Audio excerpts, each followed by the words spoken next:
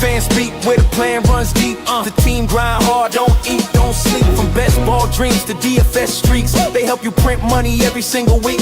Fanspeak.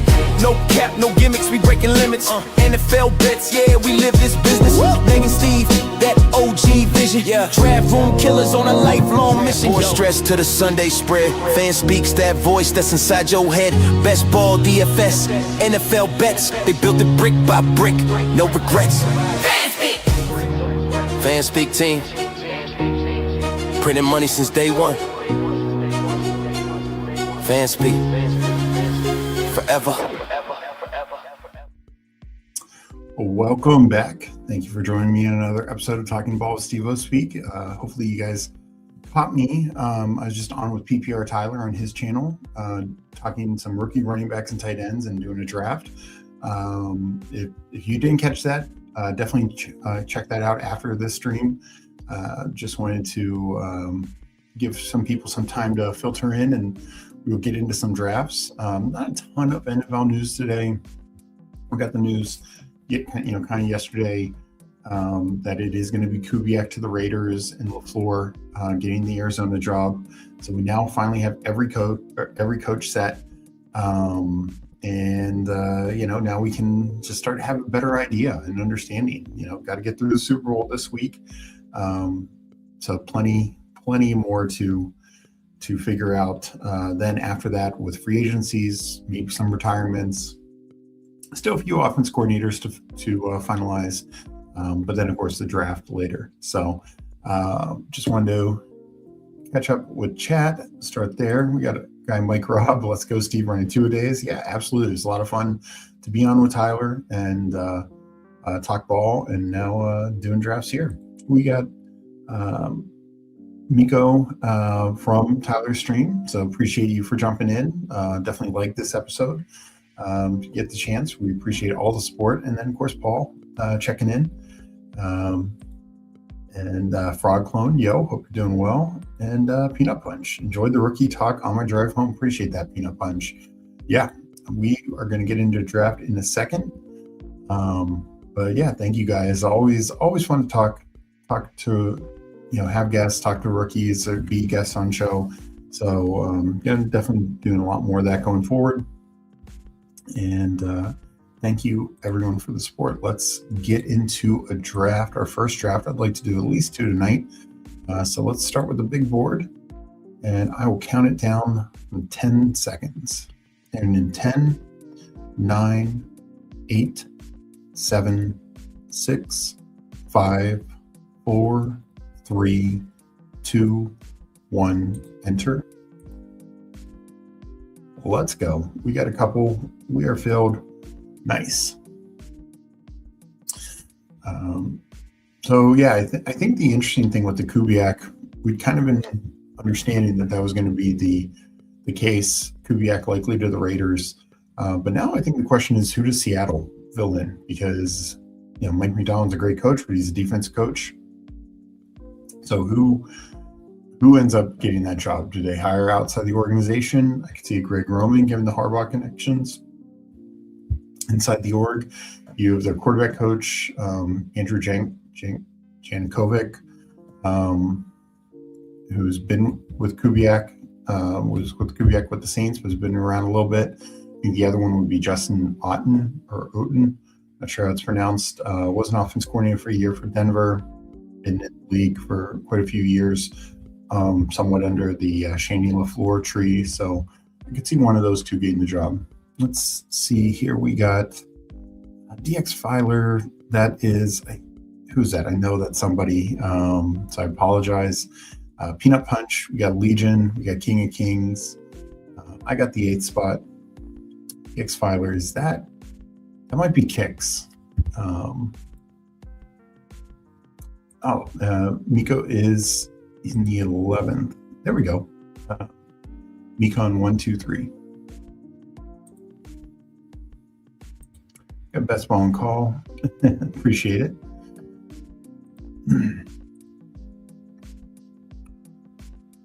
So yeah, at the 8th spot, back half of the board, I'm trying to take anyone who's following. I'm lower on Lamb, so I won't be taking it much at the 8th spot, but JT, McCaffrey, Amon-Ra, Cook, those are kind of my guys, in the back half that I want to prioritize.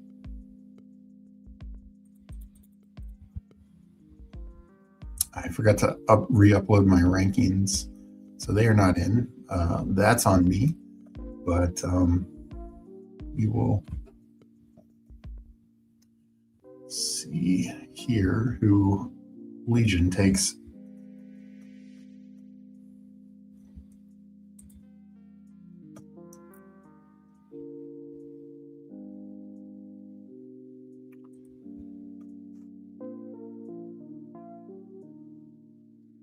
JT.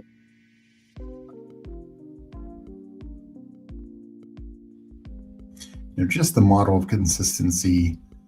These last 3 years, Amon-Ra 265, 259, essentially 271. His down year of 214. Just unreal production. We've Hulk checking in. Somehow I have 0 JT, been getting a lot of 12 in like top 4 spots. Yeah, you kind of need to be in the middle, and hopefully it evens out for you overall. Gamblestein, that's it. Thank you. Knew that was, Kicks. I think Kicks is Kicks something. Gamblestein, you're right. So good to see Gamblestein as well.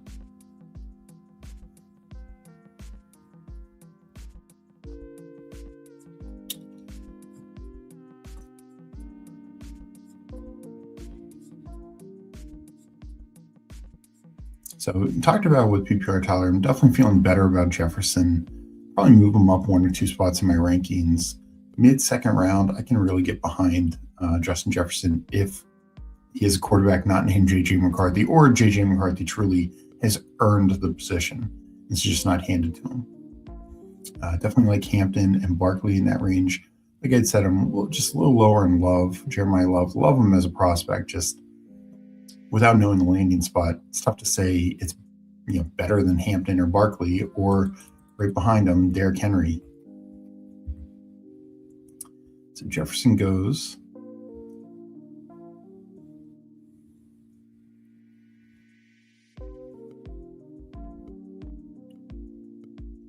London, Hampton, Barkley is probably what I'm looking at.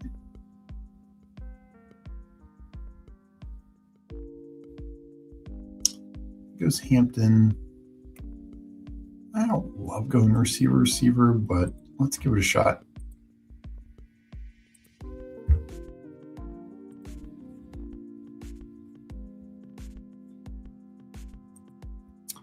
So this is a question for chat. With this week of the Super Bowl, are you going to do many drafts? I'm going to definitely be on a few days doing drafts. But how is chat feeling? Are we doing a lot of drafts this week, or just, let's just wait a week post Super Bowl and really get back into the grind then? That's why I wonder it is, when it first launched, and PPR Tyler mentioned this seems to be off to a good start in fill rate.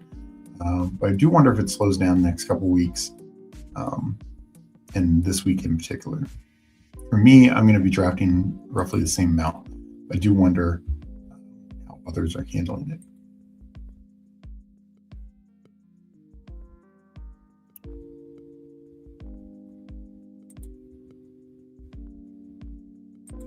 We got Hartman in here. Good to see you, Hartman. Multi-tabling during the halftime show. There you go. I'm going to do a normal amount. I have a playoff team stack pads. Oh, well, yeah, you have a hell of a sweat on Super Bowl Sunday. Nice. Congrats. What tournament is that in?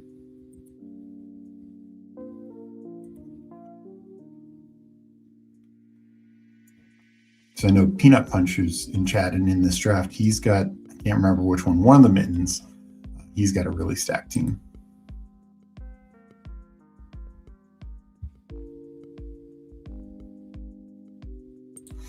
Nice. No, I wanted to see more to root. So is this on Underdog or DK? So no, that's exciting. That's a lot of fun.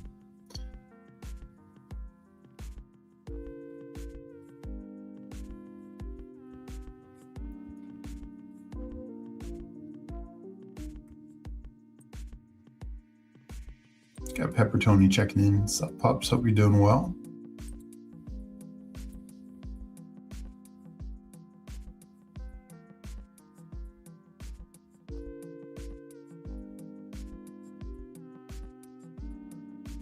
All right, this is very anti what I typically do. I'm going to start 3 receivers here.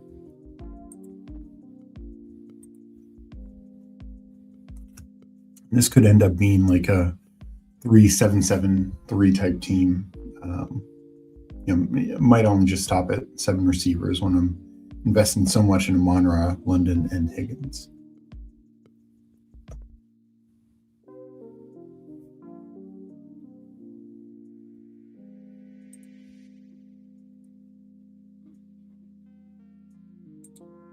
Nice. Congrats. May, Diggs, Ramondre, Booty, Douglas, and Henry, and Walker. So you got even some outs, like where, Douglas outscores Keyshawn Booty or something like that. And especially having the May, Diggs, Ramondre, that feels real good. So good luck.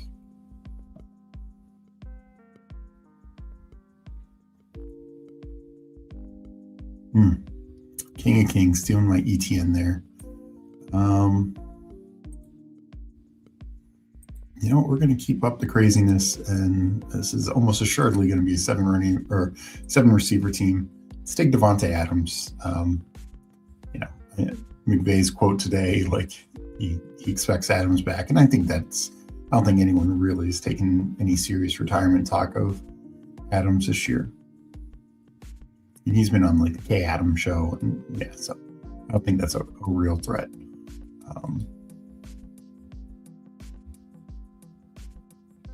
The JSN can't have a big game, but other than that, you're in a really good spot. And, I don't know on DK, but I've looked into, not that I have any sweats, but just with BBMD, look on Underdog, and just with how it worked. So there's a lot of teams, very few full teams, like teams with that can fill out a full roster. And then there's some playoff teams that have 0, like 0 Seattle, 0 New England, because, Rams are so strong in the postseason week, and Broncos the week before. So even if JSN goes off, how many like fully stacked JSN teams are there? As long as your guys do all produce decent scores. So which one was an underdog and it's spline, at least equity wise, maybe it's a good thing. Who knows? Yeah. Well, hey, you're in a small finals, like you said, and hopefully you can get to the top. It's also one of those things, like I think it's Paul Legion. He's got a 3-man underdog, and like he knows he's not going to go to the top, but he also knows he's well above like half the teams out there because they just can't fill that.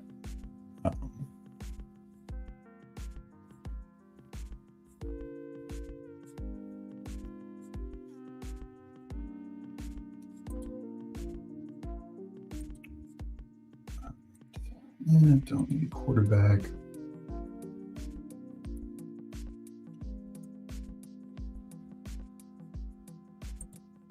If I get Swifty, I'll take him.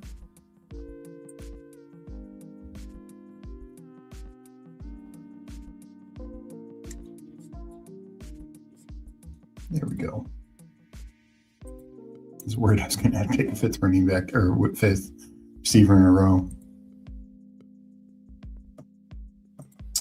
Yeah, it should be fun. Definitely expect a high finish all the way to go. Yeah, nice.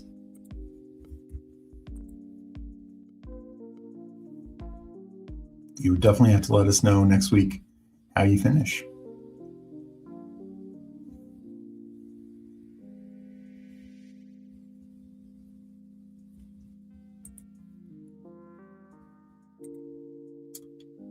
Yeah, I'm a lock to win a few hundred more. Definitely not sweating top 50. Yeah, no, but that's nice to know with the way that it worked out that there's so many just total dead teams in the finals who have 1 player or 0 players. And some of those 1 players or 1 or 2 players are like, Barner Douglas. Well, good luck. Or even a guy who was drafted high like Henderson, but probably isn't going to get a lot of work. Or even worse, Charbonnet, who you know is injured. We got Bayou Mango checking in. Can't hear you, but got you up. I'm like, hi. Hopefully you can't hear me because you chose to turn the sound off. And it's not that you can't hear me. But I appreciate you checking in. Let's see what we want to do here. I'm going to take Ramondre and you running back out, and it gets so thin.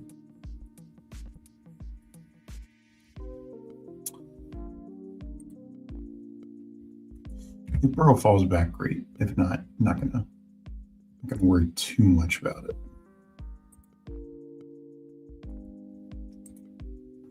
Having Ramondre and K9 over the other running back. Yes, yeah. I mean, tough matchups this week, but you know they're going to get the workload. And if touchdowns go their way, you could be really in a nice spot.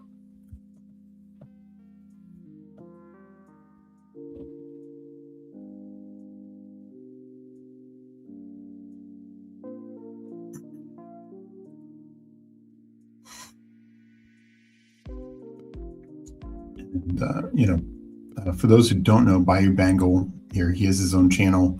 Check it out on YouTube. He does great work, great content over there. James had him on the other day. I'll definitely have to get him on some point. Need to coordinate with him. But a lot of great content producers out there.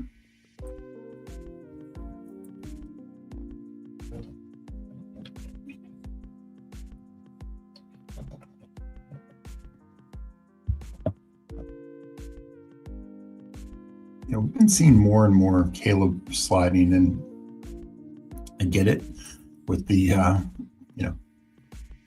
people wondering, will he ever throw 4,000 yards, crack 30 touchdowns, that type of thing. But he's got this rushing floor.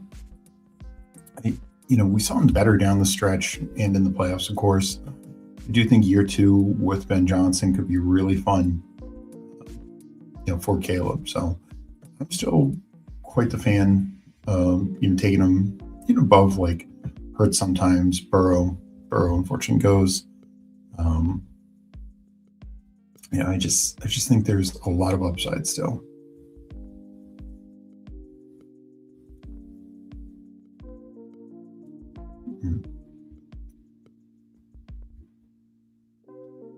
I was going to consider Hurts. Herbert, you can backstack. Lawrence can backstack.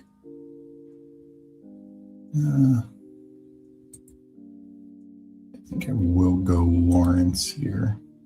I don't feel the need. A lot of times I like Pierce and Pearsall there, but I feel the need with these 4.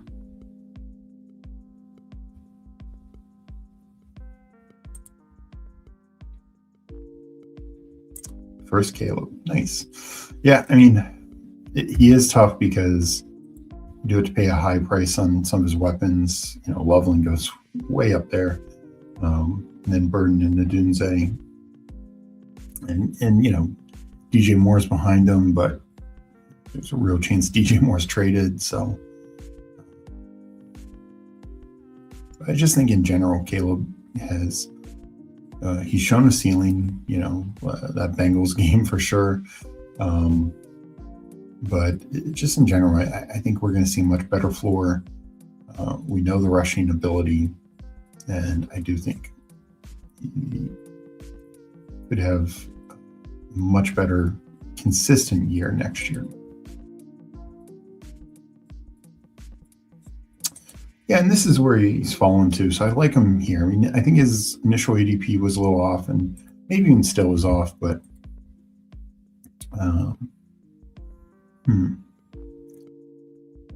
Pierce is a nice fall. Jacoby Myers is a stack.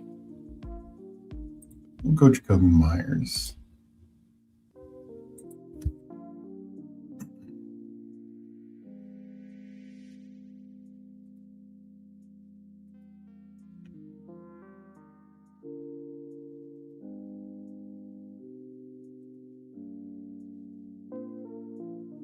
We'll say Pierce, I just think is just way better raw value there.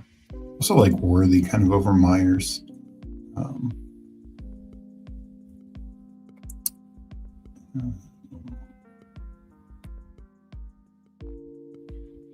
So could take Goff.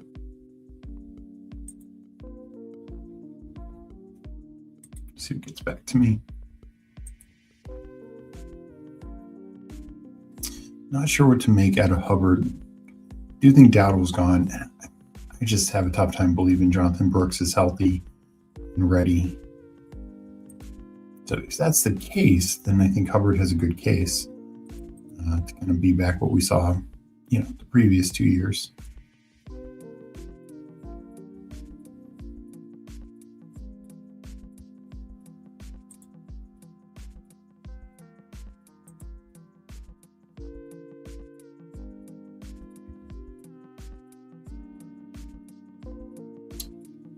So I'm sitting at 1250, coming up on my 9th round pick.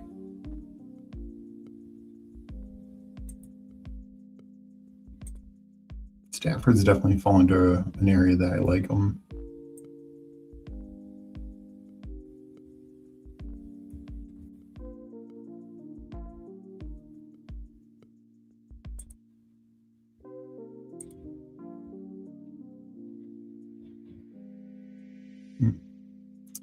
Goff goes.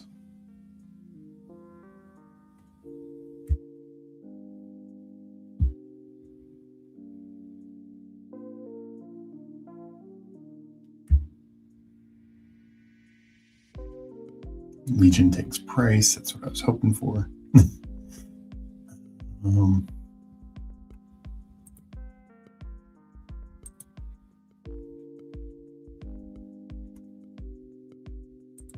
I feel like I need running back help, so I'm going to go Algier here.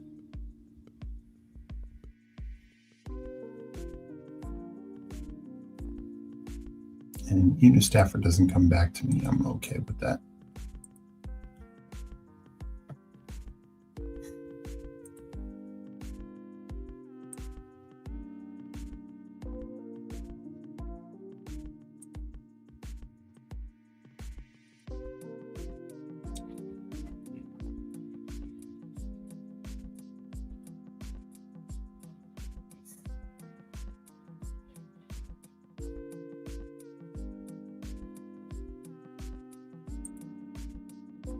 Yeah, we got that. Checking in. Get your guys. I completely agree. I didn't draft for 2 days and got sticker shock with quarterback prices from this point on. No, it's bad. I mentioned this with PPR. I think, Mendoza and guys like Shock, a few others, they're definitely getting pulled up because we at least have certainty. I mean, Sam Darnold's jumped like 30 spots in ADP from when this thing started. I was hoping, almost got Stafford to come back. We will go.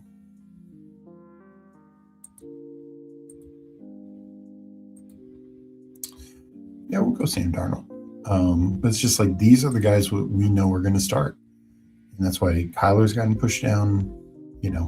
Willis he's moved up some, but that, he's going behind these other guys. When we get real clarity on where these landing spots are, I think Kyler is going to end up going above a lot of these guys. I just felt I know it's early on Darnold. I'm part of the problem here, but I just feel like I do want to have 2 guys that I feel confident in. But it is tough.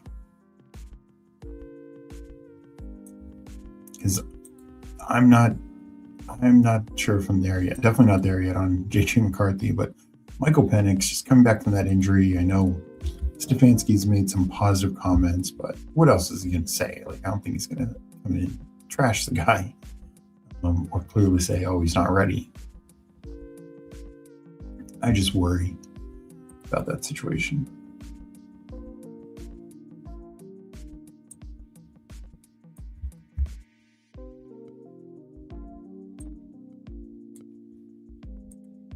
Yeah, it's interesting.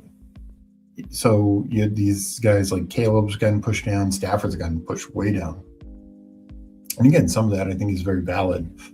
But so many guys are getting pushed up. I think Purdy, and the other interesting one, Dak hasn't moved up too much.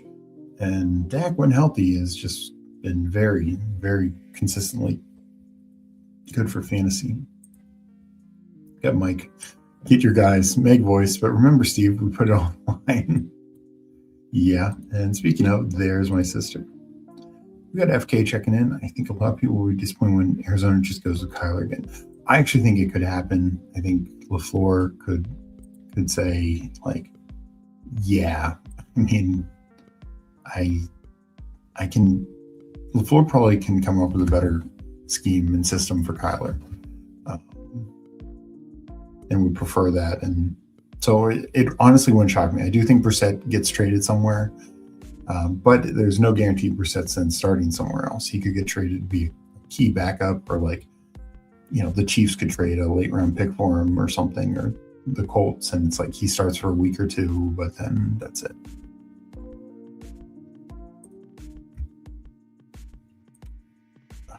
Peanut taking my Johnson.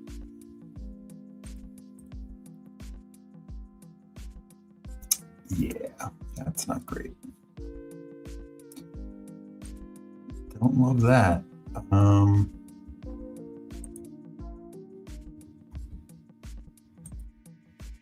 going to take Jaden Higgins. Like I said, I'm probably only taking 7 receivers, so when we get the 7 that I like, get out of there.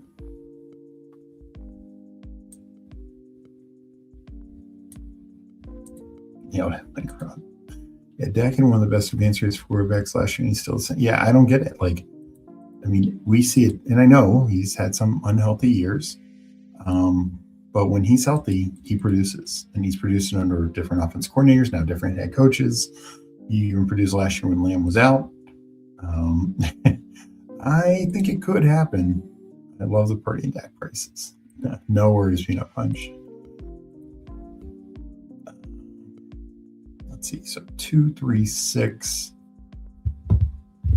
Yeah, Mendoza's come up 30 some spots.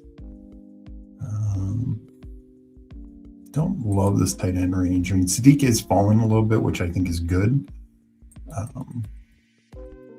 Because I have a tough time taking Sadiq over like Hunter Henry and even Mark Andrews.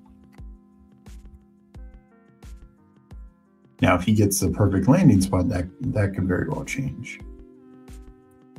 Speaking of landing spot, where are we feeling J.K. Dobbins ends up? Not sure, but I will take a shot on it. There was some talk in our Discord today. I think I want to say it was Paul who posted the first graphic talking about running back efficiency and explosive rate. You saw a big gap. One of the more interesting things was look at running backs on the same team and what they did and how they did compared to one another. And there's a pretty big gap between Dobbins and RJ Harvey in terms of efficiency and explosive runs.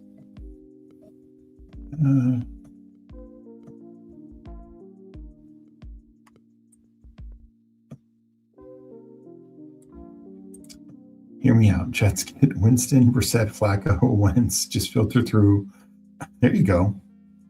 I mean, it definitely would be an improvement of last year, though I just saw, this is where the Pro Bowl game's at. Of course, you have Shedeur Sanders and Joe Flacco as your Pro Bowl quarterbacks.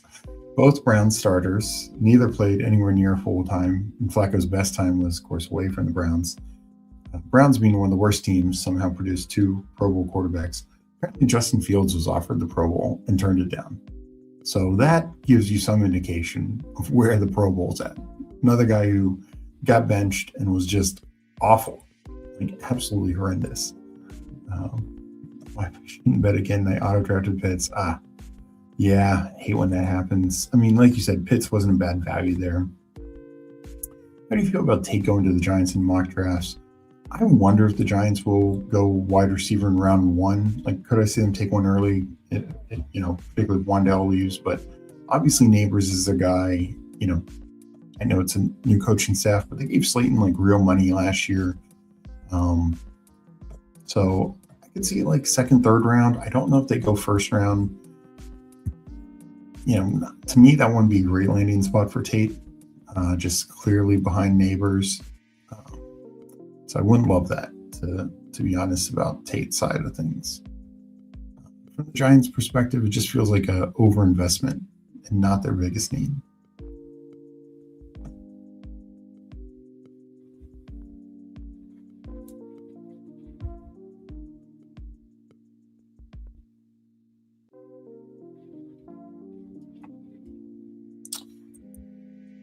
I'm going to take Tajay Spears. Talked about him with PPR Tyler. He brought up how efficient he was, making guys miss in the receiving game. He needs a bigger role, but I don't mind some in this, 150 range. We are generally talking backup running backs. He's still relatively young. Maybe Pollard. They move on from Pollard. Maybe it's just more of a split backfield. Either way, could see him paying off in this range.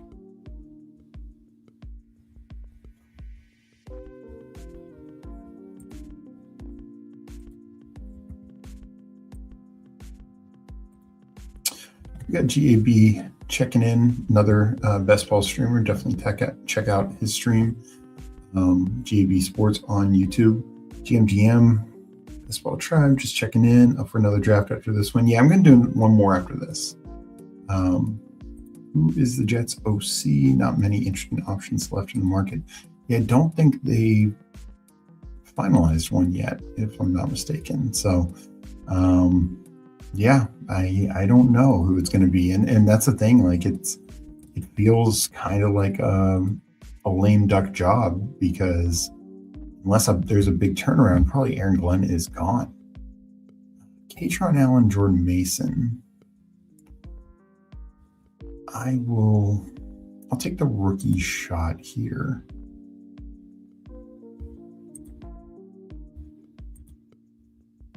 So now 2660.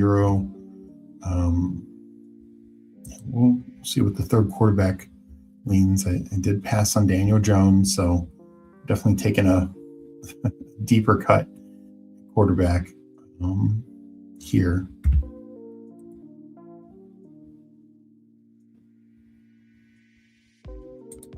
Nagy or Waldron? Yeah, not really a fan of those options, to be honest.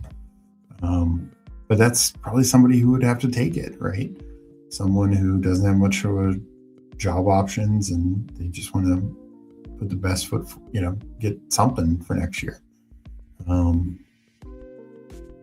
don't know, those are not inspiring options. And we'll see if the Jets bring back Breece Hall, but they have major quarterback needs, weapons needs after Garrett Wilson. O-line should be pretty good, but their defense is going to be a mess. I mean, if they get a fun quarterback in there, they should throw the ball a lot, because that defense, I think, could be real bad this year. Trade away their two best guys, and I don't know if they might not be heavy spenders this year.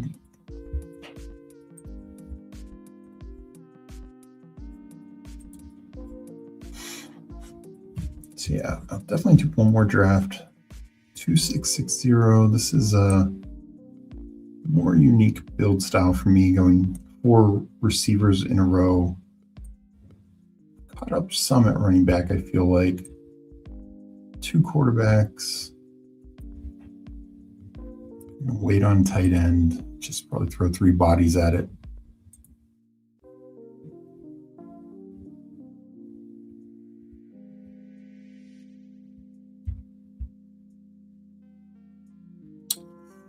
Don't mind Troy Franklin here.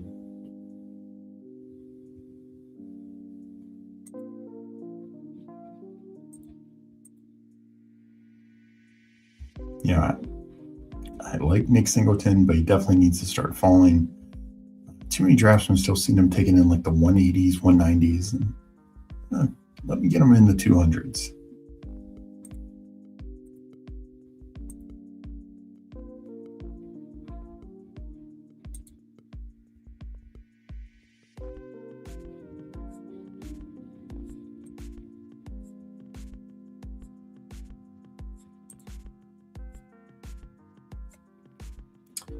So this is probably Franklin or DK for me.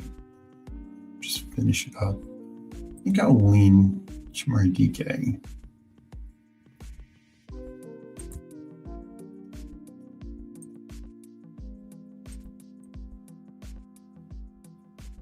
Actually,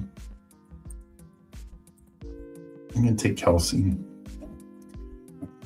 I'll need two other tight ends. So I do think Kelsey, like if he's back, it's an absolute steal and could just have a massive shift to value towards this team.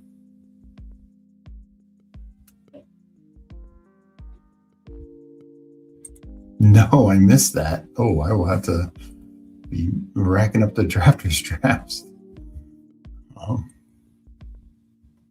I did not see that. Appreciate the shout out. And yeah, I mean, Huhaim's another great streamer. I know he was on earlier.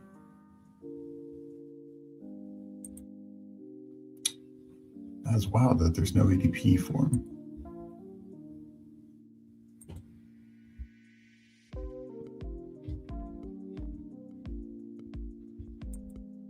So lost on DK, but Franklin goes. A good pick. Nikon. If I get Trey Tucker back, I'm pretty happy with that. Actually, might just go Torrey Horton for the stack.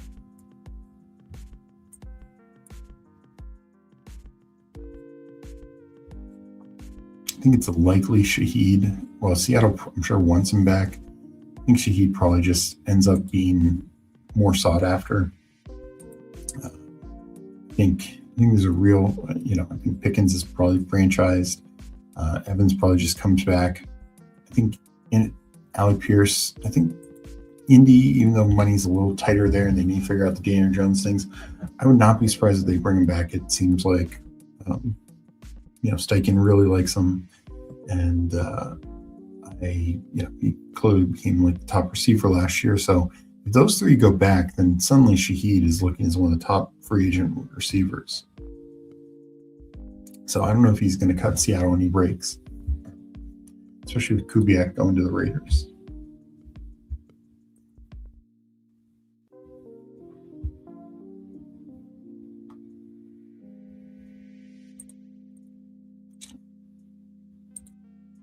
So I'm not going to take another receiver.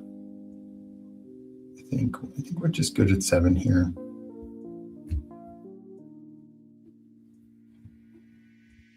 Add another back, even though, I got a real shot at 4 or 5 starters of those 6.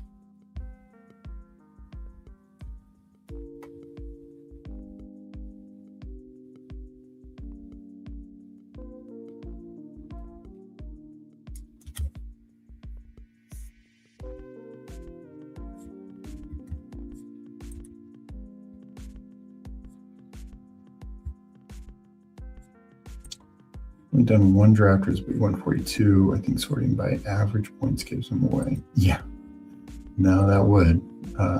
Also, when they barely use them, Shaheed.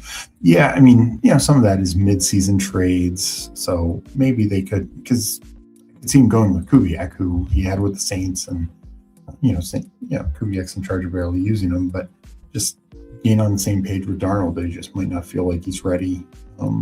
He's fully there. So I wouldn't be surprised. I mean, Seattle gave up what was it, a 4th and a 5th rounder, or 4th and a 6th, I thought.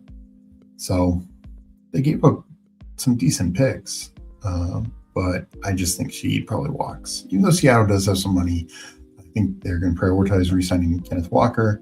You got 3 defensive backs who are free agents, so I think that will be their priority there as well. Go Gunnar Helm. Tight end is thin here. Thinner than I like.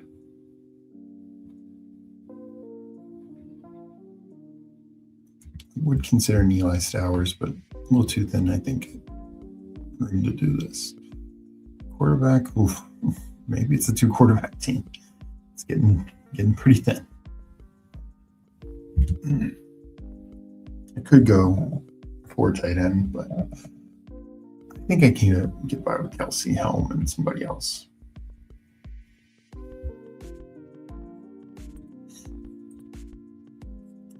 Mason Taylor.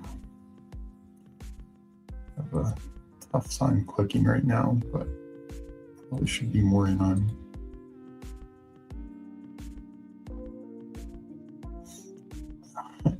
I like Freiermuth. I just don't know if the team likes him.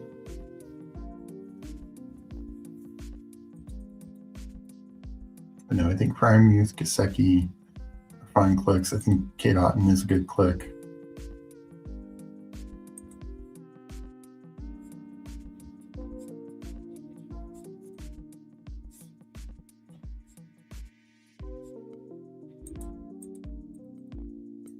I'm just okay being a little weaker at tight end right now.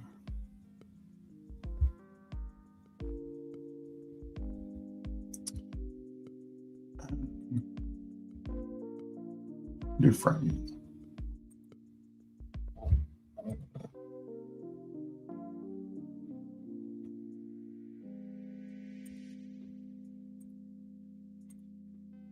Keep an eye on tight ends in case anything hits.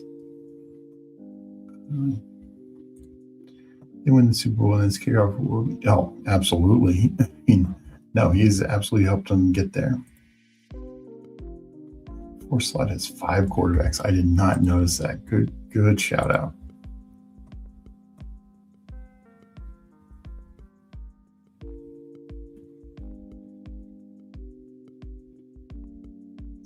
Let's see, it's a 5-6, 5-2 team. And it started Herbert, Kyler, Daniel Jones, Brissett, Sanders. Wow. Yeah, that helped make the quarterback position a little thinner.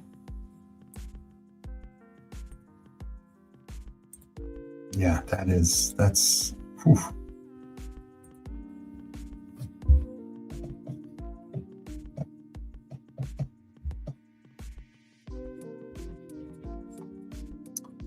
I'm going to make it a little harder for the rest of us.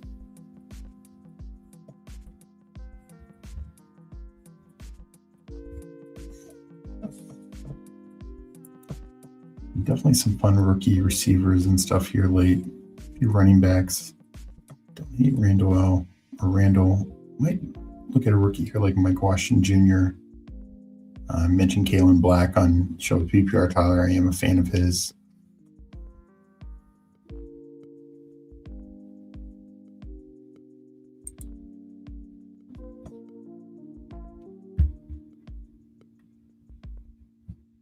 Guys like Chris Rodriguez or Jordan James aren't bad clicks either down here.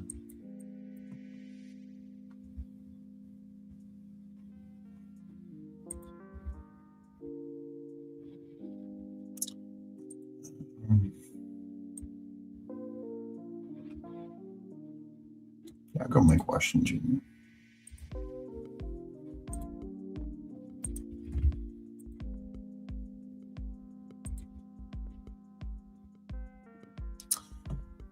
So I will finish this up, go over the team, and then get into another draft.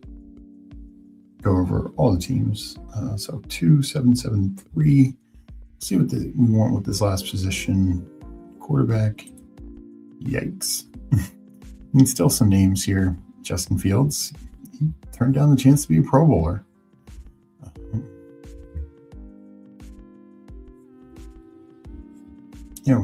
Real chance at least one of these Rodgers cousins too are probably starting somewhere. So you can do worse.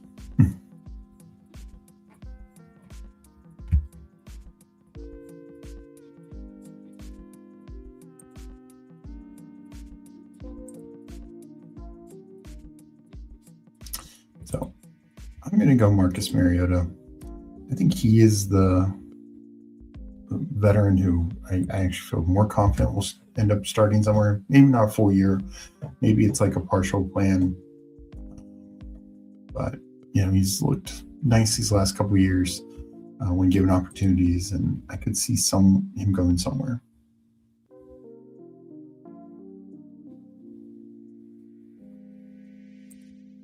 Does Jordan James get a red helmet?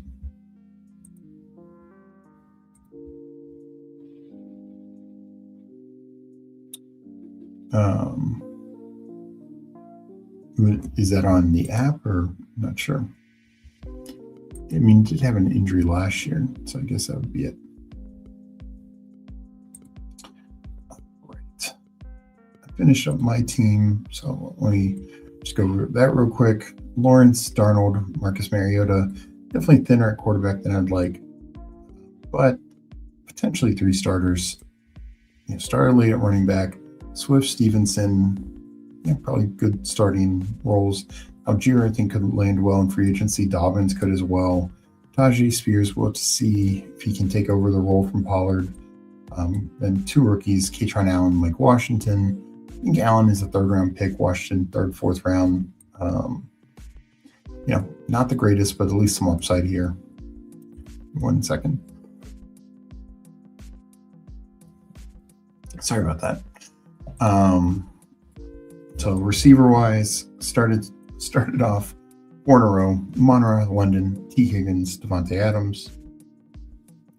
Tack on Jacoby Myers, Jaden Higgins, Torrey Horton. So first 5 feel real good about. Jaden Higgins, I think, easily becomes a number 2 in Houston, and then Torrey Horton with Shaheed gone. I think Kupp probably comes back, but I think Horton could just have a much bigger role year 2. Tight end, really thin here. This team really needs Kelsey to not retire, because backing him up, all I have is got her helmet and Pat Fryermuth. So if Kelsey retires, this team's going to be looking at some pretty weak tight end production. But if Kelsey doesn't retire, could be pretty nice. So not sure if Gamblestein's in the chat, but we will still shout out the team. 3773, May, Goff, Bryce Young, 3 starting quarterbacks. Gibbs, also with Goff, Henry, Harvey, Kamani Vidal, Brian Robinson, Adam Randall, and Ollie Gordon. So double anchor. I mean, Harvey, I wouldn't consider him an anchor style running back, but another early pick at the position. Then tacked on 4 more late. T-Mac, Marvin Harrison, Diggs, Tyreek Hill, Brandon Ayuk, Donnie Mitchell, Mark Cooper Jr. I would say I probably would want this team. I probably would want an 8th receiver.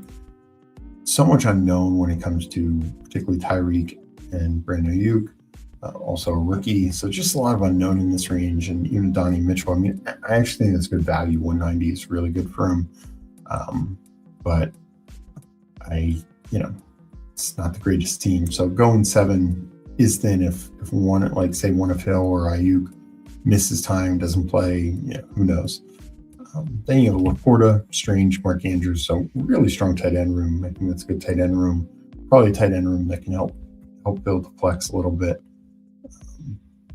But maybe would have taken, one of these running back picks like a Brian Robinson or Randall and just thrown another receiver, just another body to cover potential miss time. Peanut Punch 2693, Caleb Williams, Bo Nix, then Love, Hall, Quinshon Judkins, Emma Johnson, Caleb Johnson, Najee Harris. Like that running back room a lot. I think Najee is going too late. We'll see where he lands, but this, I do think teams will like him. He had an early injury, so more likely to recover than some others. We need to see where he's in free agency. But a couple rookies. Quinshon Judkins should have a good role. Caleb could have a good year 2. Receiver, JSN, kind of your anchor, followed by Brian Thomas, DJ Moore, Godwin, Pat Bryant, Josh Downs, Trey Harris, Marvin Mims, Rashard Bateman. I mean, you definitely need JSN to be worth that pick for many reasons, but as an anchor receiver build, I think that's fine. A lot of upside. Brian Thomas, we'll see where DJ Moore ends up. Could definitely add surplus value if he goes somewhere to be a clear number 1. Chris Godwin, fine at that ADP, even if, as expected, Evans is back. Pat Bryant, kind of will be pushing for the number 3 role, 2-3 role in Denver. Downs, kind of the same thing. Colts, a lot of unknown with Pierce there. Trey Harris, should be no worse than 3. I think pushing for 2. Marvin Mims, Pat Bryant, double stacking Knicks, I think is nice. I've said before, I think the Broncos, I think Sutton's going to be a consistent guy, but other than that, I think those other 3 receivers are just best ball receivers. Some weeks it's going to be Franklin, some weeks Bryant, some weeks Mims. And Loveland, Hunter Henry, TJ Hawkinson. Yeah, Loveland obviously being the biggest prize, but Hunter Henry, I think, is nice value in the 140s. And TJ Hawkinson sounds like he's going to get cut. Obviously it's kind of a Kevin O'Connell call now, but where does he land? He could be a guy that, he's still relatively young and, just a couple years removed from being one top tight ends in the league. Legion here, Legion 13, 3692. Hurts, Mendoza, Cam Ward. I like that. Mendoza and Ward, and I actually get Tyler's point, like Ward year 2, I think is potentially better than Mendoza. Year 1, I've said before, I think Mendoza has a better year 1 than Cam Ward did. But, should have 3 clear starters here in terms of cost. Mendoza and Ward, I think, are fine prices. JT, Walker, Price, love that start of the running back room. Monty, Mason, Singleton. A lot of upside there. Even if Singleton needs to miss some time to start, well, capable with that running back room. Not top tier receivers, but I know you're okay with that because you're kind of counting on some running back help here. But 2, upside. Jay Flowers should be, what he is, but Christian Watson, I think, has a lot of upside. Odunze Pierce, all of upside. Concepcion, definitely an upside, and as talked about, PPR Tyler, love his ADP. And then guys potentially stepping into bigger roles this year: Kyle Williams, Vele, Flournoy, Chris Bell as a last round pick. Even if he needs to miss some time, I don't think he's going to be. Jameson Williams came back at the end of the year, but his injury was a couple months before, like 6 weeks before Jameson Williams surgery. At least 5 weeks. So hopefully he's back, maybe only misses a month or so. And then Bowers, Theo. So nice solid team. Didn't mind Kings in here, 3683.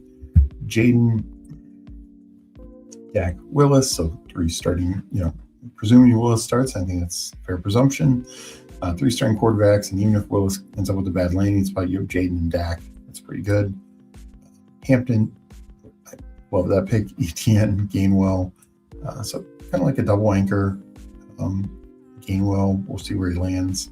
But now I really like Emmanuel Wilson where he's going, and then Claiborne. So nice little balance there. Lamb, AJ Brown, Tyson, QJ, Coker, Juwan Jennings, Shaheed, Jaron Bernard, I think well-built wide receiver room. Then likely Ferguson and Okonkwo. This is, very similar style of tight end, like undersized. One thing you just don't know the landing spot on likely in Okonkwo, but I'm okay being kind of risky with tight end right now. And then finally, Mecon 123. 3593 went Mahomes, Stafford, Kirk Cousins. I think probably ends up as a starter somewhere.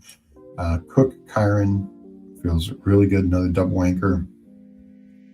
They build Kamara, Aaron Jones. These are 2 guys.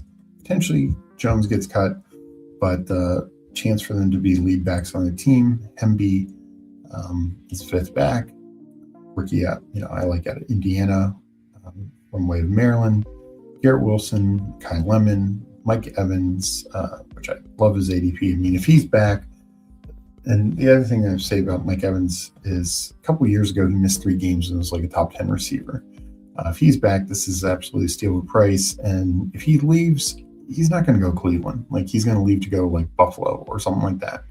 So I think it would just be a real-time value play, even with a couple missed games. Khalil Shakir, I think it is fine, even even if Mike Evans comes into town, I think Khalil Shakir can pay off that ADP. Romeo Doubs, another free agent, could have a nice landing spot. You got some value there. I think he's just a guy, given coming off the multiple injuries. I wish he was going more in the 200s. I have a tough time clicking him there, but at least you got 10 picks of value. Troy Franklin got some real value there. I mean, he was the number 2 receiver on Denver last year. Has a real chance to do that again. So I like that. Chris Brazell, fun rookie, probably second round type pick. Cooper Kupp, I don't think he retires. I honestly don't think he gets cut either. Maybe he restructures to stay, but probably 2 or 3 in Seattle. So I think that's fine. And then, it's going way too late in my book. Trey McBride, Kyle Pitts, a kind of really strong tight end room, adding Goddard, Pitts and Goddard being free agents. But yeah, you should definitely get some flex plays from tight end this year. So overall, I mean, strong team. Your running back is thin behind your 2 elites, but definitely paths for Kamara and Jones to exceedingly contribute from that value. All right, so let's get into the next one. Let me catch up with chat first.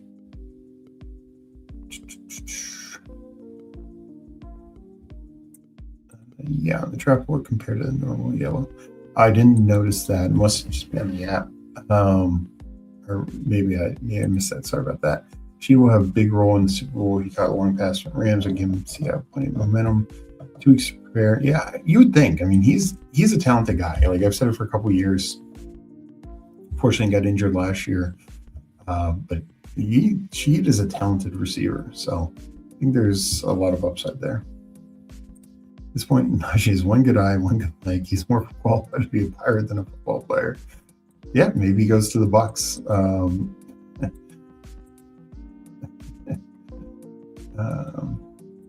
I like that JSN, the hero wide receiver. Yeah, no, I think it's a good team. We got our guy Chad Candles in here. GM Steve, smash the like. Appreciate that. Hope you're doing well, Chad. All right, let's jump into another draft. Do another big board. Let me count it down. I'll enter in 10, 9, 8, 7, 6, 5, 4, 3, 2, 1, enter. All right, I'm waiting on a couple. Looks like it's filling. Appreciate you guys for jumping in the stream, hitting a like, talking ball, drafting. This is a lot of fun. If you are new here, appreciate anyone for subscribing and checking out our content. I'm going to be doing drafts 4 to 6 days a week, probably. I also do a draft with Meg, my sister, Thursday night, Sibling Showdown. We have other shows as well. And also, you can become a member and help support Fanspeak that way. There's 2 membership options, but we really just appreciate your support any which way. So thank you guys. Let's see. In here, we got Line of Scrimmage. We got Young Moolah. We got Peanut Punch. We got Thad on Real Time. We have Mekon again, and I got the 12th spot. So, yeah, no, I remember you saying you haven't gotten many early picks, so nice. That is frustrating when you feel like you're just getting the same pick every time.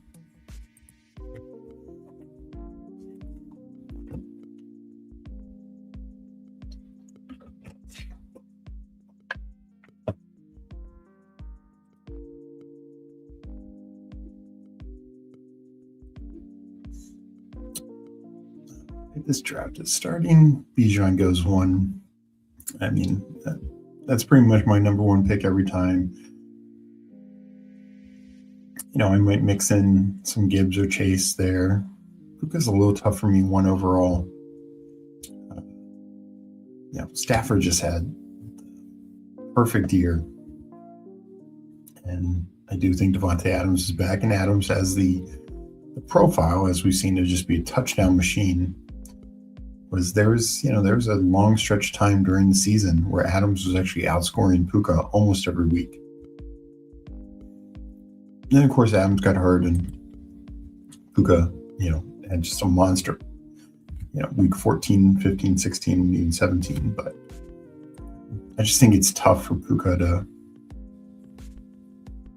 pay, a little tougher for him to pay off. Like Chase, yes, we need Burrow to stay healthy, but if that happens, like Chase just has the extreme upside. Where Puka, not just Stafford staying healthy, but Stafford throwing 40 some touchdowns again. Not sure if that's happening.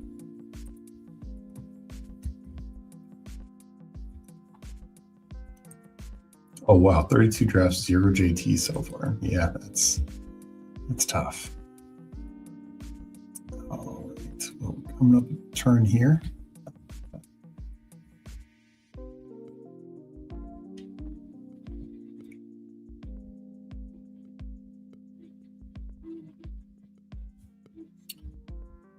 I will take Genty.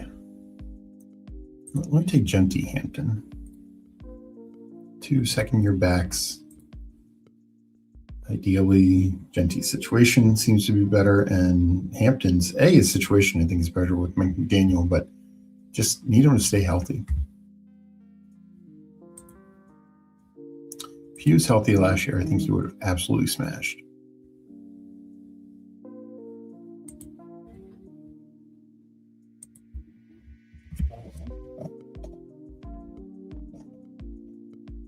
I did consider pulling up Jefferson. I don't mind Neighbors there at the turn, but decided to double tap running back there, do something different.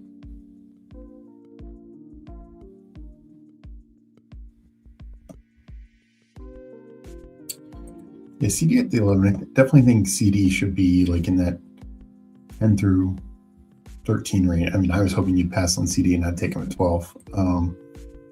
You can. It's just, I think we have more data of, Chase still having a much bigger target share and roughly end zone share than Higgins. I mean, it's close. Like, there's no doubt, like, Higgins would be a 1 on just about every other team. I just feel like that team I think their defense continues to be worse. I think it's going to get fixed in 1 year. So they're just going to need to have a lot of shootout type games. But I guess I just feel like Chase has just a higher overall upside, because it's not just, yes, Burrow's health, but I mean, Stafford is not exactly the picture of health. And so they both need to be healthy, but if they're both healthy, I think Burrow just, in most cases, is just going to simply outproduce Stafford. And, Puka's touchdowns definitely were higher than I expected this year. But a lot of that was that Seattle game, at the very end of the season when Adams went out.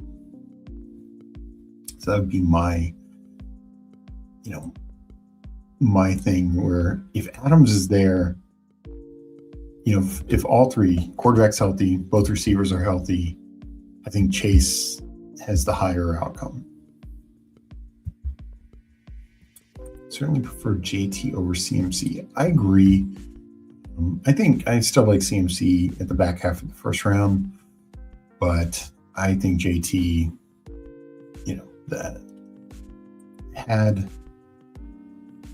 Daniel Jones not gotten hurt, I think JT would have just clearly smashed. I mean, he was getting the usage, just didn't pan out. We got Mike asking who's going to become Fanspeak fanatic tonight. I appreciate you, Mike. CMC injury risks seem to be way off the charts this season. Yeah, no, I mean, he's just gotten so much work in the previous couple of years when he's had this much work. It's not panned out well the next year. So that is a concern. At the same time, I just, there's the last couple of years we've heard, there's a contingent out there that says fade seems. I just don't think that's the right call. I think Huheim's, and maybe FK said this, but it's like, fading CMC should be like, if you're fading him, it should be like 6%. Like, you just do not want to turn the cards over and have 1% or 0% CMC, because when he goes off, and he, just dominates, as we've seen, still a couple times in the last 3 years. So that's the way I look at it. I'm probably not going to be like massively over the field on CMC. I'll probably try and be no more than 10%, like 7 to 9% is probably where I want to be.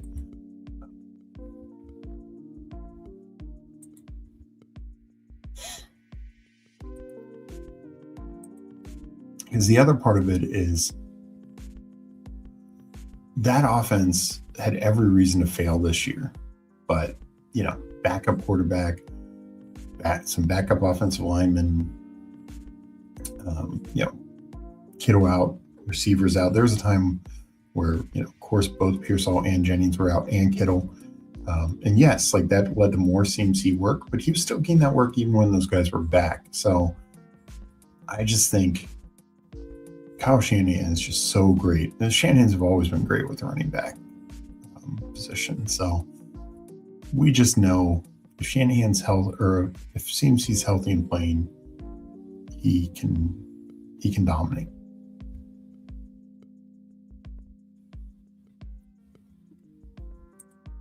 Definitely going Lad here.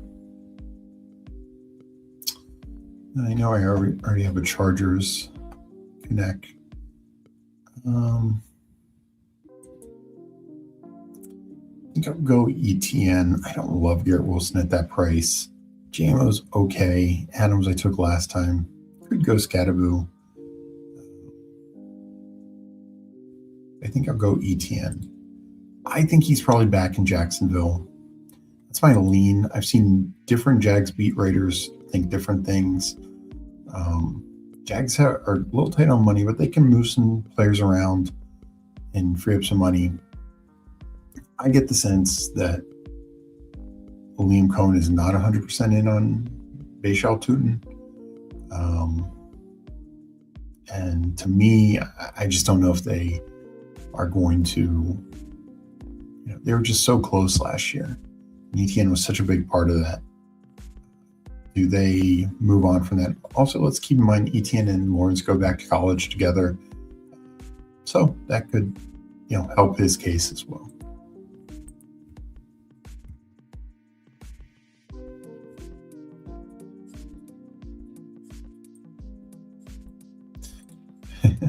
Cooks will lead all Bills receivers again. Well, that would be wild.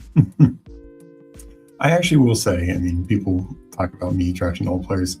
Look, Brandon Cooks showed he still has some juice. If he finds a landing spot, I will draft some 20th round Brandon Cooks. I paid it seems he had 0% last year. Fun times. Yeah, and that's what I mean. And honestly, like, even guys I don't like I'm not a fan of McBride's price. I went over it with PPR Tyler. Like, just everything went right for him last year. Every other top tight end, either that was drafted high, like Bowers, Kittle, Laporta, or tight ends who did produce, like Kelsey, Kraft, Warren, like had issues. Either they got injured or their quarterback got injured.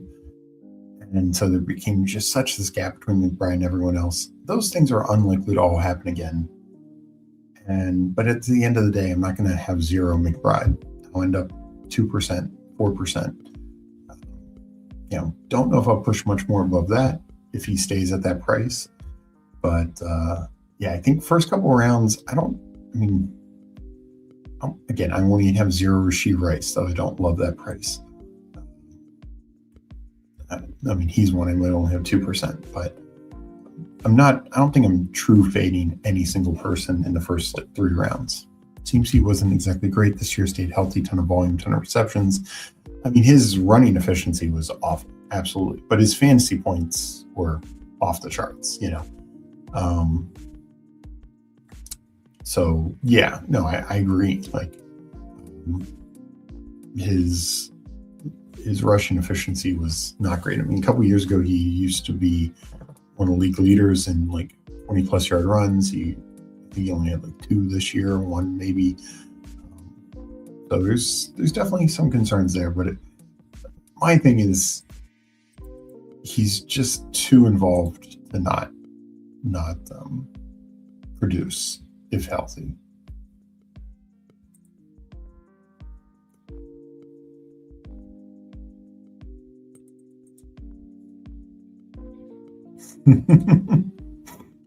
I know. I said that for you, Mike. No, I mean it's. Well, I mean, Brandon Cooks could retire, but there are always, whether it's Keenan Allen or Brandon Cooks, Keenan Allen last year was an example. Some of these veteran receivers will end up in landing spots that are worth taking in the late rounds. So we'll see. CMC was bad. Yeah. That's essentially my point. And yes, I think he needs health. He doesn't have a situation. Let me make a pick here. I will take Sutton. I'm just loading up on the AFC West. Sutton, I don't love. No. I'll take Metcalf. I'll go 0-3-3. Yeah, I don't think it's going to be a situation where he will still produce a ton if not healthy, but even his weaker games like against Cleveland and a handful of others, he was getting like 15 points. He just had such a high I think the Texans game was the only game he failed to crack 10 points, maybe, if I'm not mistaken. I'd have to go back and double check that, but even there, like, they were trying. They just couldn't get him the ball. So, yeah, I'm okay back half of round 1 CMC.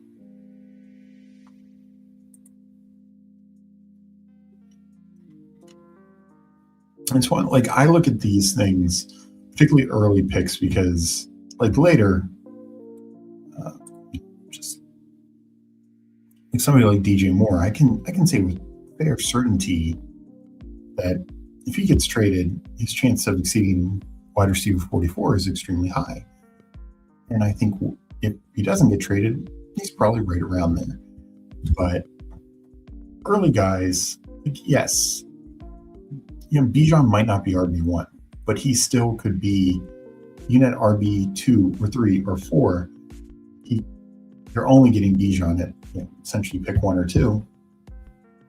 And if, particularly in playoff format, best ball, if Bijan did what he did last playoffs, where he was one of the top RBs, you need him. So yeah, he might not be RB1 on the year. Maybe he's RB5, but he still has enough big spike weeks, enough enough playoff best ball performance that he's absolutely the guy that you need to take.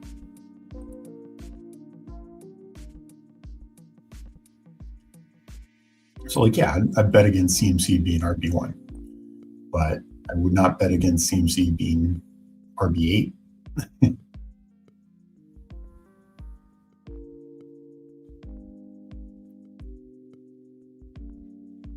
So I haven't done much Dart, but taking Dart here, if he comes back, because I didn't like him when he was going ahead of some of these other quarterbacks. But now that he's fallen behind, like Daniels and a few others.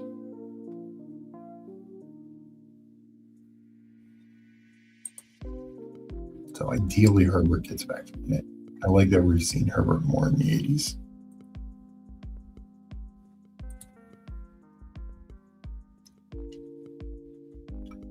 Probably going to take one of these quarterbacks with one of the picks.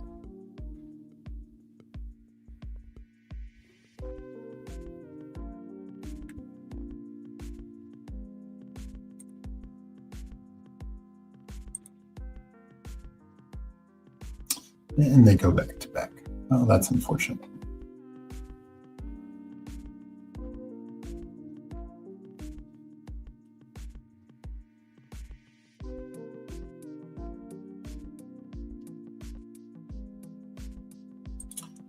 I'll take Lawrence here. I'll figure it out later. I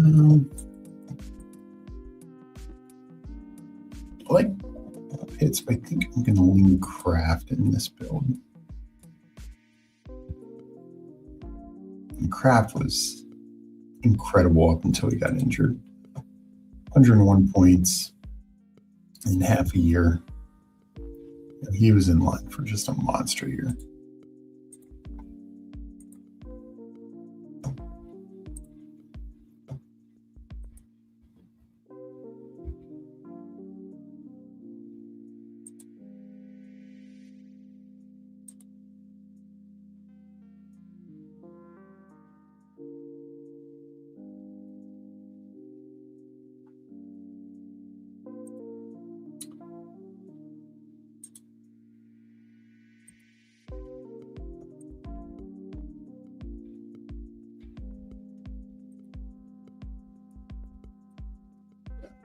After through 8 rounds, I'm 1-3-3-1. I do have, if ETN's back, I at least have that piece with the Jags, and I hope he is.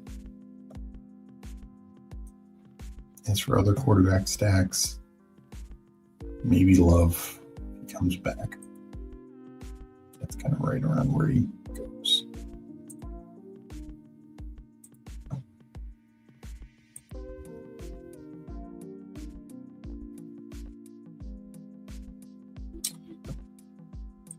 So yeah, I think this week we will definitely be doing I think day streams the next 2 days. Not sure on Thursday yet. Definitely will have a sibling showdown with Meg on Thursday.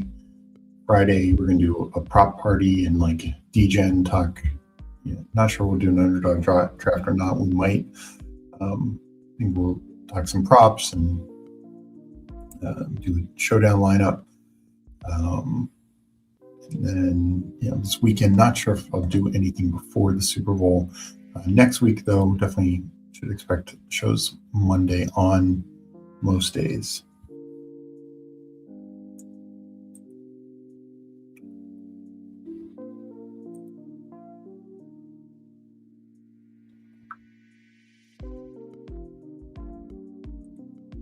So while this is going, let me again, PPR Tyler mentioned the fill rate, and I do think it does seem to be above last year, considering that the big board didn't even fill last year. The fact that it's already 14%, it's pretty impressive. Little board is kind of right there with it, 17%. That did fill last year.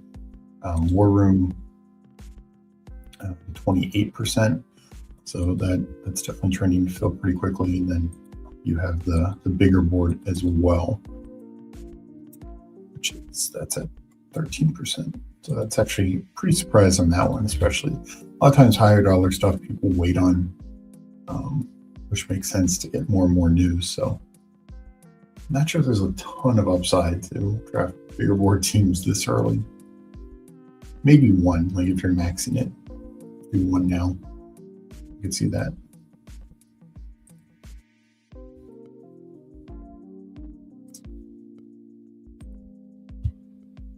So didn't get Love back. Where'd Love go? Young Mula, good pick. Well,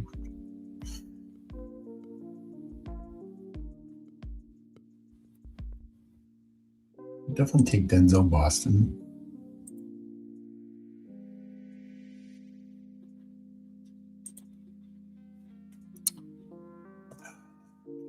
I just feel like I have to take a quarterback here.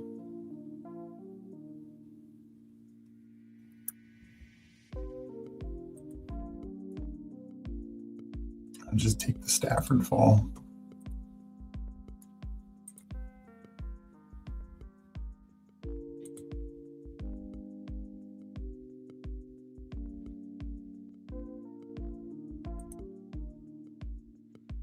Yeah, that makes sense.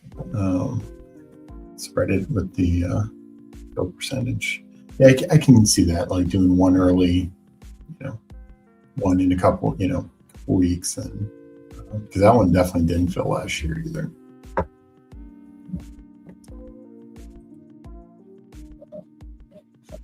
I will say, like, if I was doing one now, I would probably really embrace certainty. Like the last draft I did Kelsey, I'd have no Kelsey. I don't even know if I'd do Stafford, even though I don't really think he retires. But just anyone who's like we're on the fence with that higher dollar stuff, I don't think I'd risk it. I know advance rates are better, but you just don't want to miss out on a key player or two. Also can't wait for eliminators. Those are fun. Yeah. I'm guessing they definitely seemed popular last year, so I'm guessing Underdog runs back the same format this year.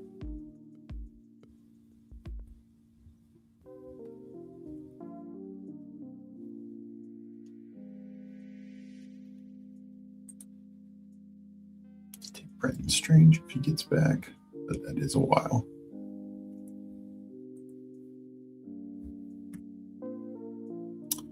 And I know they the marathon and sprint didn't fill last year, so might change those around. Weekly winners did fill. That's why I would love to see them change. Just a little too top heavy. I don't mind, like, you're drafting for 17 different contests, but it's like top prize is 20K, and then I had multiple finishes in the top 250 and only got to combine a couple $100. So that's one I'd love to see some change, just because like I finished like 50th in one, and I got I think 200 or 150, whatever it was. Maybe that was 250, but yeah, just a little too top heavy for a contest that's so massive. I think people would still enjoy it if top prize was 15K, 12K, 10K per week. So we'll see, but it fills every year, so pretty popular. I know that's a big fan, but I don't mind the format. I just wish it was not as top heavy as a contest. Best Ball Cabal, the people enjoy the unique eliminator format. I think a lot of people did. I personally am not as much of a fan. I liked the previous eliminator format where every week, you had a couple weeks where it was 50-50, but for the most part early on, it was like 80%, 75% were advancing, especially until you got to the money. And then you had a couple 50-50 weeks. But I made the finals in that eliminator format 2 years ago. I preferred that just because you just run into a lot less risk. And then the other part was it had one of the lowest cash rates to get your money back, which sure, we're shooting for the top, but it's hard to shoot for the top when we have less certainty. And so to me, it was a tough thing to like max it. In terms of ROI, it was definitely one of the tougher tournaments. So I don't know if they'll make any changes. We'll see. It's definitely popular last year. It filled pretty fast.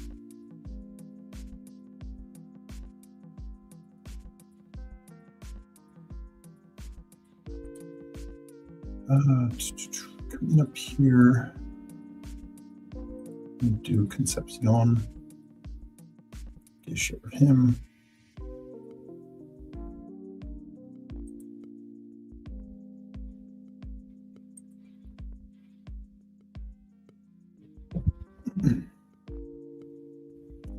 Got to do another Darnold. Feel a little safer at quarterback. This time, I'm going to care less about stacks. Just get my guys.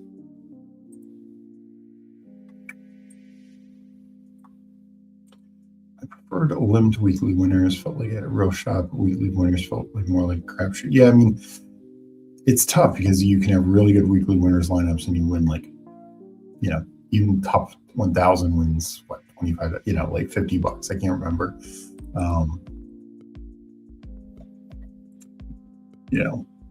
My problem with the limb is just run into, there's so many times where even the first couple of weeks, like I made it to like mid-year before I lost, and I only did 19 last year. I think I made it to week 8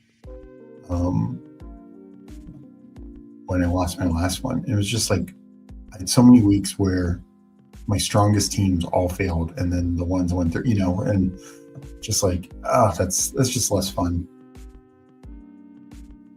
And 2 big rewards trying to capture the value of the rankings for ADP before ADP settled. Now it's settled with the higher quarterback prices. That I can see. Yeah, I mean, if you got some low quarterback prices early, see that.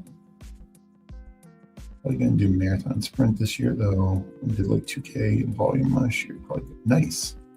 Congrats. Yeah. Mika, did you have a favorite tournament last year? Either regular format, another one of these formats? Because even among regular tournaments, do you like Superflex? Do you like some of the better advance rate ones? Just curious, because I know you said you came from the PPR Tyler stream, and I appreciate you being here, but would love to hear your thoughts.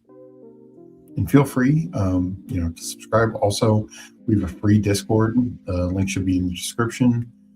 We have a lot of great basketball and football content and topic in there. So feel free to join that. We'd love to have you in there and gain your thoughts.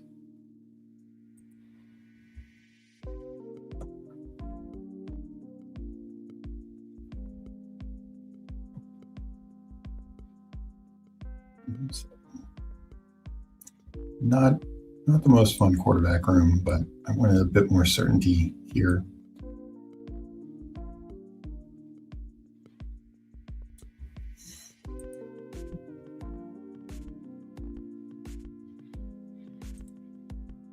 Probably limb, get some BBM puppies, not into Superflex, but might dabble. Nice. It can definitely flatten the payouts. It remains more teams initially, but I liked the head-to-head aspect. Yeah, I wonder if there's a way to, for the first couple rounds, advance it, at a higher rate. It's just, you definitely want to be above average in the first couple of rounds, but would there be a way to advance 75% of the teams, say the first 4 weeks, and then get into a head-to-head format or something like that? I do wonder if there could possibly be that, like you're in 4-man pods and 3 out of 4 advance or something like that for the first couple weeks.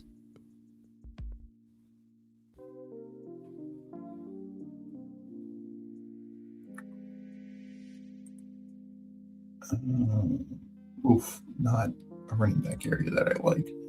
We'll go Surratt. Keeps falling, but I will keep scooping.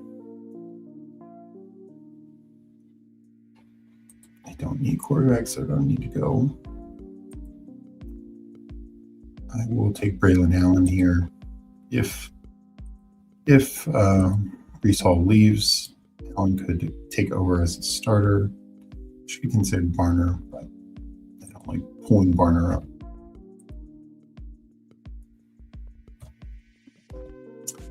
So, also I wouldn't be surprised if Underdog tries some new things. I mean, they've continuously tried different formats. Some have taken, some they've adapted, like a limb. Last year they moved like rookie, sophomore later. They did the pick 6 teams at the end.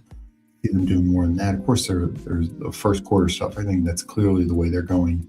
Instead of resurrection, they did that. So I definitely think that's the way they're going there. But yeah, I mean, we see they keep adapting. So I'm sure they have some new things in the works.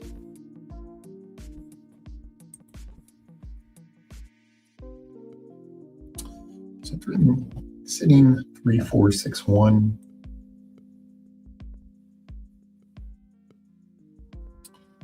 So 3 straight rookie receivers after 3 straight veterans. We'll probably balance this out with 8 total receivers.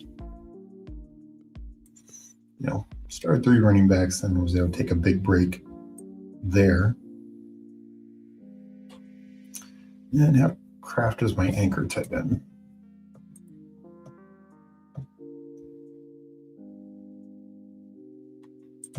Yeah, the quarter contest, I was hoping they'd still the resurrection, just because, I think you can plan that out a little better and whatnot. But no, the first, second, third, fourth quarter, definitely a fun thing they created.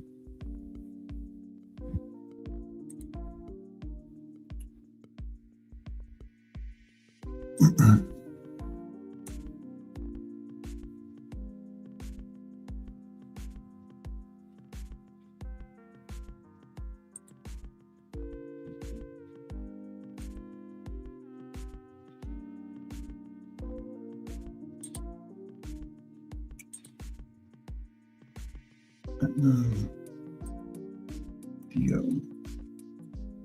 I like Theo Johnson. I think we saw him really develop this year 2. And I think he could have a really nice year with Dart in Dart's second year now.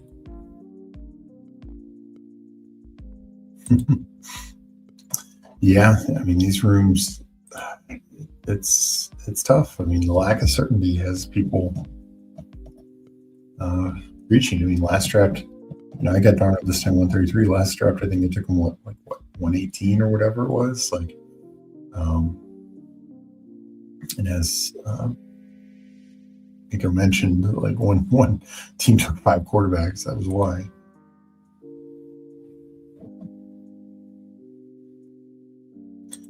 At King QC checking in, like button engaged. Appreciate you. When are we getting Daytona 500 breakdown? Yeah, that won't be me. But I will start doing some baseball content. Was talking about a little in our Discord today. Did a couple drafts, off stream. After the Super Bowl, I've talked about wanting to do some drafts. I mean, they keep filling these bunts. The dinger is going to be out for a while. So I'm sure we'll do some dingers and bunts. I'll do DK here. Wait.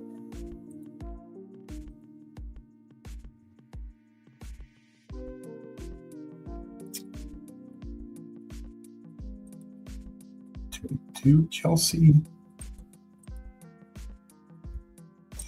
I think I do it.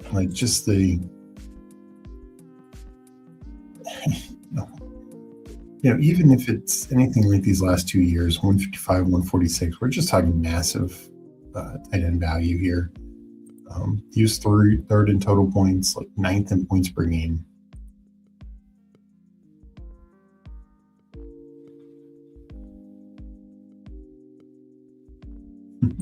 Appreciate it, Jamie. Jamie, of course, is responsible for our intro song.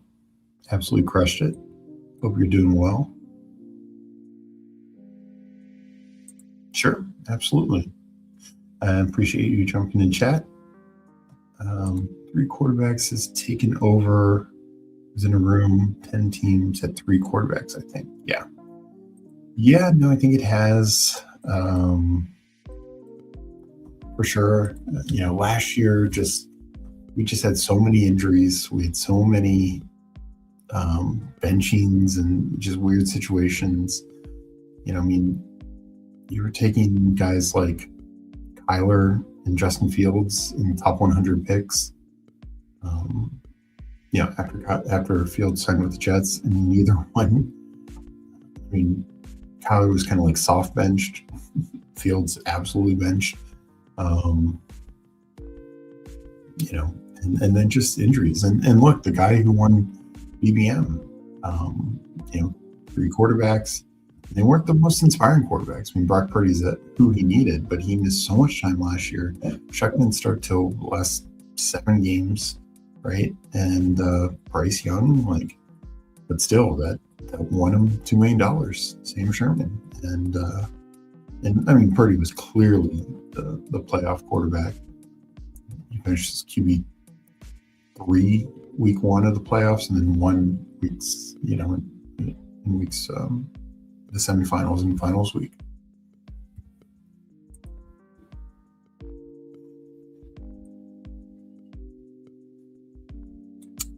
Don't get me wrong, I'm on Team Shador. I'm just not buying a consensus narrative.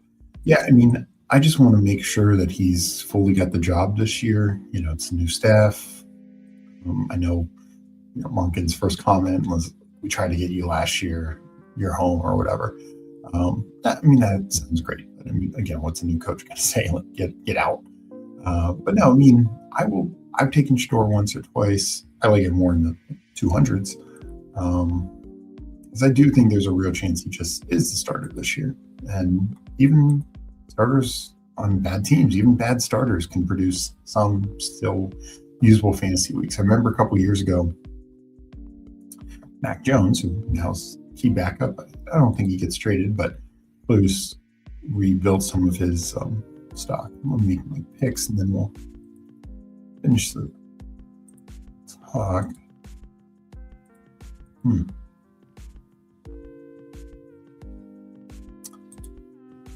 Don't love this range.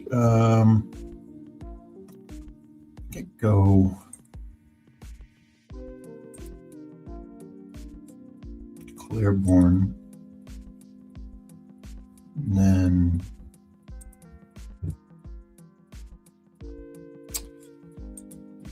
I'll take Mason Taylor.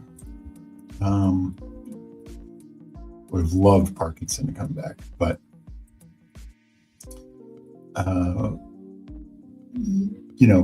2 years ago, a couple of years ago, 3 years ago, I think this was, no, 2 years, when Mac Jones was a starting quarterback for the Patriots, week 1, he was quarterback 1 on the main slate, I think maybe 2 on the total week. And, that's week still counts. And that, could have easily pushed your team through to the playoffs, because he outscored so many of the elite, a lot of the elites that week had, 13-point scores, 15-point scores, and Mac Jones had 25 points. So that's going them by 10 points. And again, this is a couple of years ago. But he was an awful quarterback. He got benched that year. And it just shows sometimes bad quarterbacks can still produce. So that's why the value of 3 quarterbacks, it's not just filling in buys. There's plenty of times where you'd be surprised who ends up hitting your lineup. We'll get to the baseball in 1 second. Let me just finish up on this topic. To go 3 quarterback in early best ball with extra roster space this year. I don't think you're punished as much. Yeah. Well, exactly. No, I agree with that. There are 13 complete drafts. Shador's on 6 of them. Yeah, no, that's making a stand. I think that's an all-time great draft. All right, let me see here. Tatis, Kurtz, Langford, Sawsham. Ooh, yeah, I mean, I really like the start. Fada at the end is Suarez, Quinn, Chapman, BB, Marta, Friedel, Kelly. What Kelly is that? Stewart, Young, Carter. So some Rangers at the end.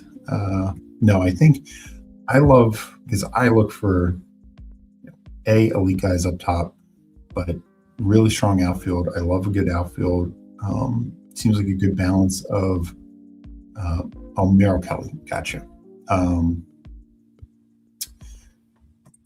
What was I going to say? Good balance of, starters who can eat innings, as well as starters who can get some strikeouts. So I think even though you didn't invest heavily in pitcher, which is generally the right call, looks like you have a good rotation, and no, I mean, good solid infield, great outfield, and yeah, gain some good value late. Yeah, I think infield I'm usually like a 7-7-6 build for baseball.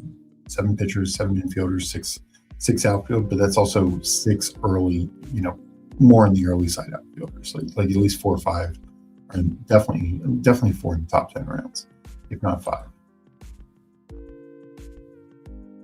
No, good luck. Like I said, I'll be doing more baseball. So in some days I'll do like a big board and then a baseball draft. I don't know if I'll do many just baseball streams. Maybe if that's what people want.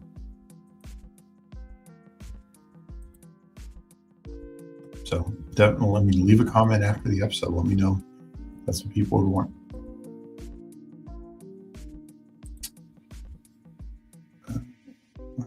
Coming up on my last 2 picks, probably going running back receiver.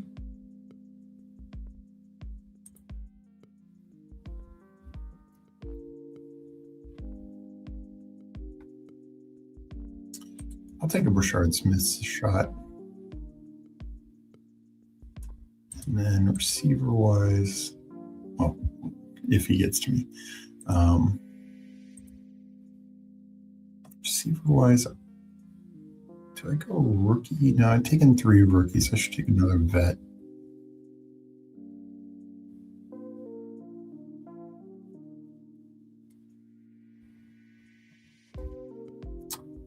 Sometimes Cooper Kupp's still there. He's not. I don't like Kirk, but I think I'm going to go Slayton.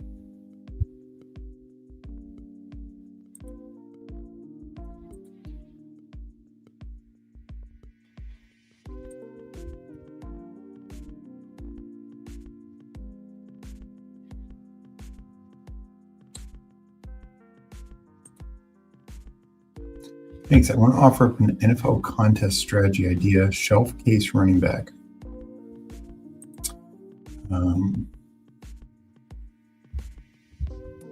You take a chance on Bucky, Judkins types, because worst case, it's just a busted pick in the 4th round versus maybe being first round quality O2 stores.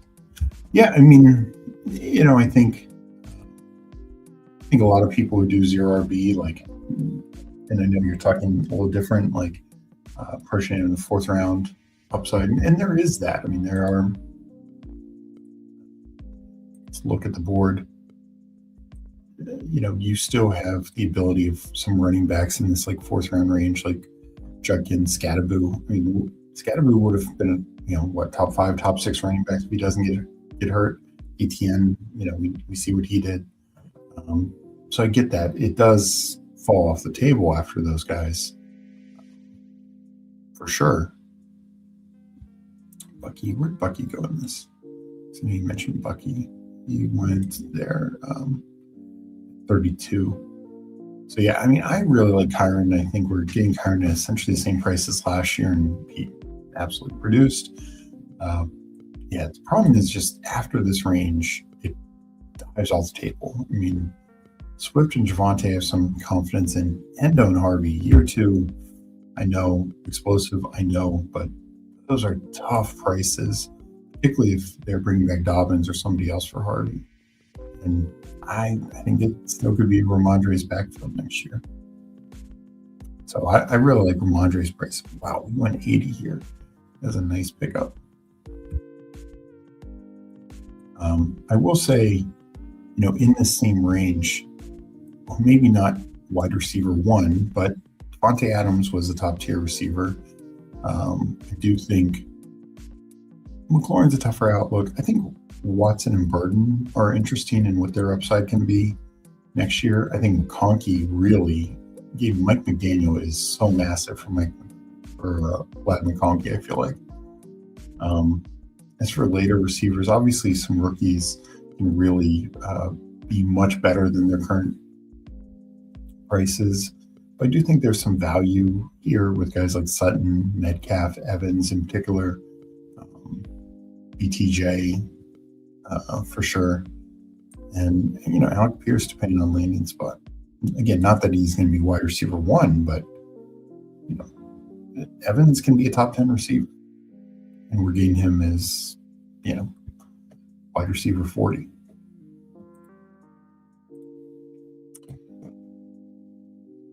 Vidal. No, I like Vidal's price. Good luck, fam. Pleasure drafting me. Thanks, JB. We're going to go over everyone's team real quick.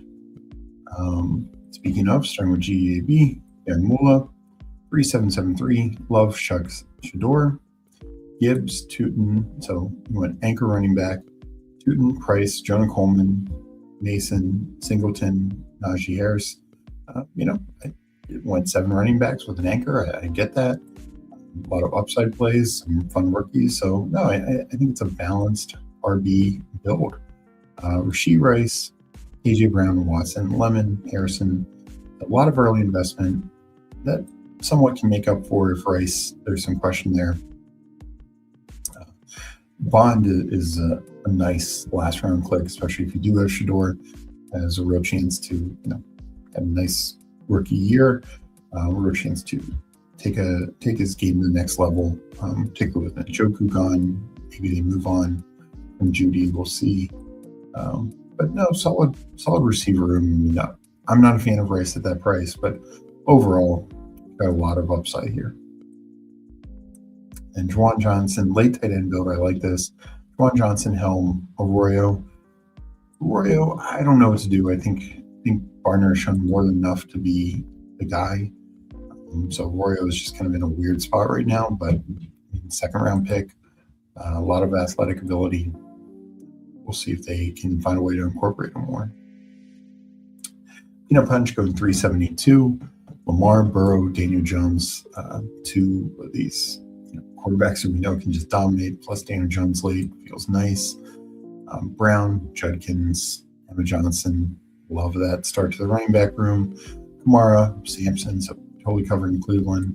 Brian Robinson Jr. We'll see where he ends up. Mike Washington Jr. Fun rookie. Chase. So anchor receiver with Chase, Tyson Worthy, Michael Pittman. So I like this top receiver pick. And you wait a few rounds, but still get 4 in the top 100 picks. Debo in 123, I feel, is like just stealing. And then a couple guys late: Orton, Mims, Bateman.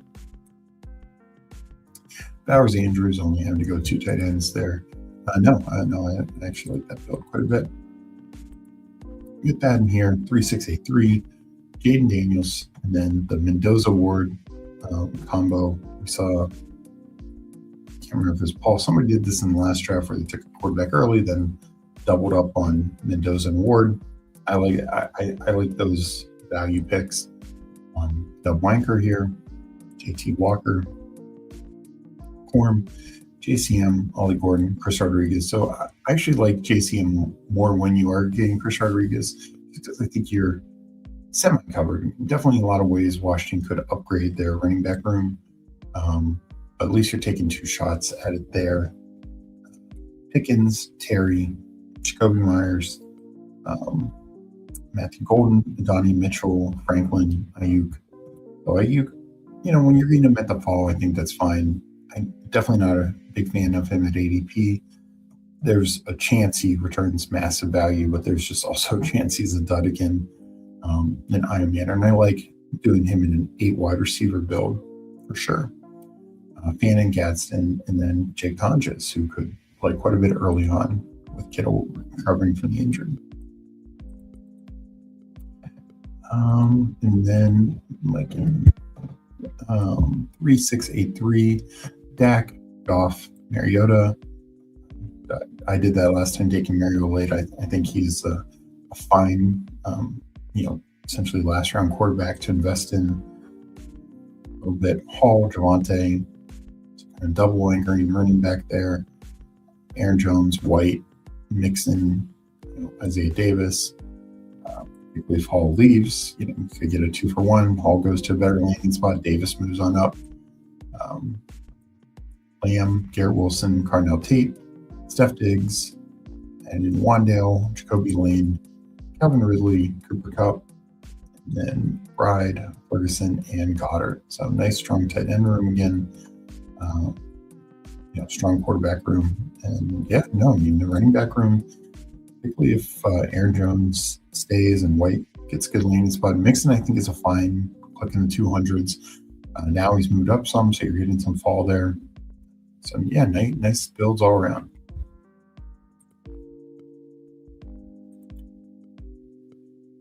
All right, let me catch up with Chad, and then we will get on out of here in a second. But I want to say thank you again to everyone for joining us, liking this episode. If you're not subbed to the Fanspeak Network, please do. We appreciate you, and we will be doing multiple shows every week.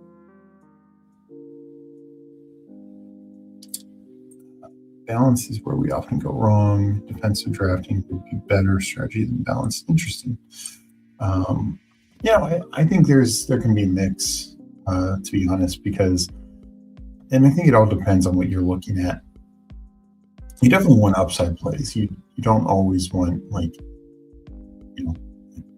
drafting a great receiver room, but they all get 10 to 12 points. Well, you're not really moving the needle that much. Same at running back. If you're taking, that can be somewhat the issue with zero RB is, sure, you get these Jalen Warrens and Ramondres and stuff like that, but they're not producing a ton of 20+ point games, so it's hard to separate at that point. So I think having some upside plays to go along with safety can be fine, but no, I get it.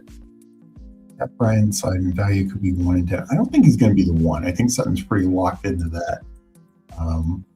They gave him a big extension. He was the one again, but I like Denver's receivers, their ADP prices, because we know it's a good offense. We know it's a great team. And you're taking Bryant like 140s, Franklin 160s, Mims 190s. Feels pretty good because it seems like two of those guys will be valuable. Face off against more better com. Okay, I can see that. Mims ADP feels real good, but I want to mix of all of them because I think there's a way. I really think, and I said it on the before. I think Denver their receiver room is a best ball receiver room. Portland Sutton is pretty consistent, but the 2, 3, and 4 can alternate by the week.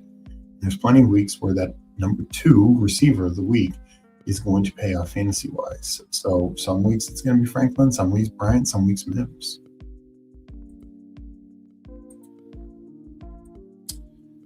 No one can really trust what Sean Payton will do. Please say no, but I do agree with you. That is in the range of outcomes. To be honest, drafting is the only true DFS routine at this time. Best ball, gotcha. True outlier. So my take's hot enough for that. Well, I appreciate them. Amari DiMarcado is sneaky last resort running back. Right now I'm taking some Connor. Benson's price has moved up. He's starting the 220s. And now he's 180 something and 70. I think with the new coaching staff, I think Connor has a real chance to return as the lead back. We'll probably bring somebody in. Could be a drafted guy, would be my guess.